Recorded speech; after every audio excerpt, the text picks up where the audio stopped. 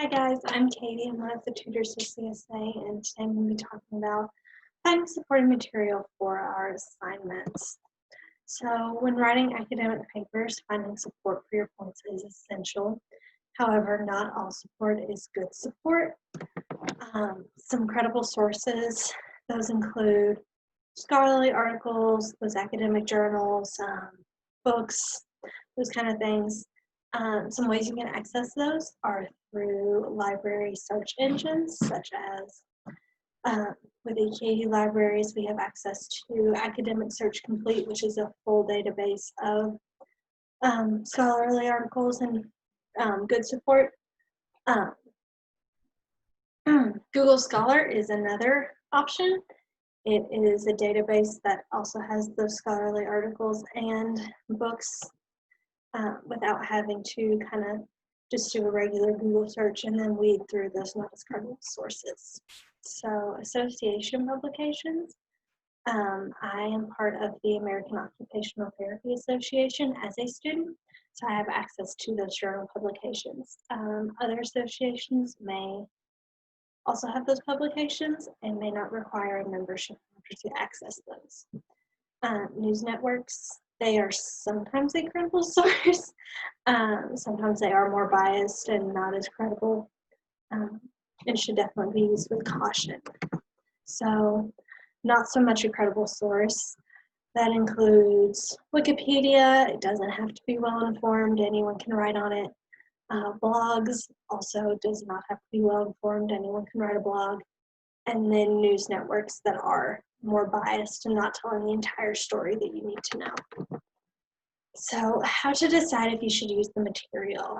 I put together a short list of questions that might be helpful when reading through the articles. Does it support my topic? Is it biased? Are there other articles with similar findings? As you're researching, are you finding a bunch of different articles that all have the same kind of base of knowledge that is kind of informing that and the results? And then one is way out in left field. That one in left field may not be one that you want to use for support. Do I understand what the article is saying? Some articles are written very complexly and are difficult to understand. So I would definitely choose articles that you do understand to be able to form your support and then your thoughts based on the support as well as possible. Do the authors sound knowledgeable based on what I know? So your knowledge is also super important. If what the author is writing is completely contradicting what you've learned in class, it may not be great to use that article. So I also included paraphrasing versus quoting. So paraphrasing is expressing the meaning of the writer's material in different words. So that can be used to include the information from the source without plagiarizing, because you are changing the words, but it does have to be cited to not be plagiarism. So I included a couple examples on how you would cite the paraphrasing. So you could include the author's name in the sentence and then the year at the end of the sentence in parentheses. So for example, Dr. Joe stated blah, blah, blah as your paraphrase, and then have your 2017 in parentheses and then end your sentence with a period. Or you could paraphrase the information and then include the author's last name and the year at the end. So for example, I have ... which would be your paraphrase, and then parentheses around Joe, 2017, and then end your sentence with that period. Okay, and then quoting. So that is using the author's exact words from the text. So this is not plagiarism when the quotation marks are used and it is cited correctly. And that citation is the key part of it not being plagiarism.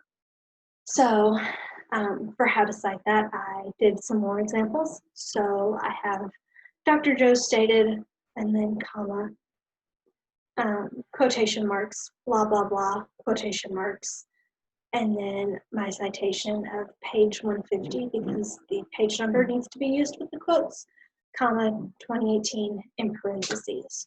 So it would be just parentheses around page 150, 2018. And then if you don't include the author's name in the quote, the in-text citation would have that author's name in there.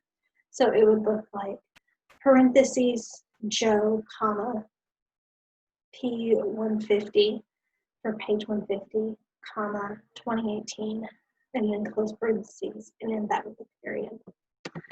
And then last but not least, after the support, when you're writing your paper, use your own words, what you think is important and needs to be heard on how you tie your support into what you're talking about. And that's all I have. Thanks, guys.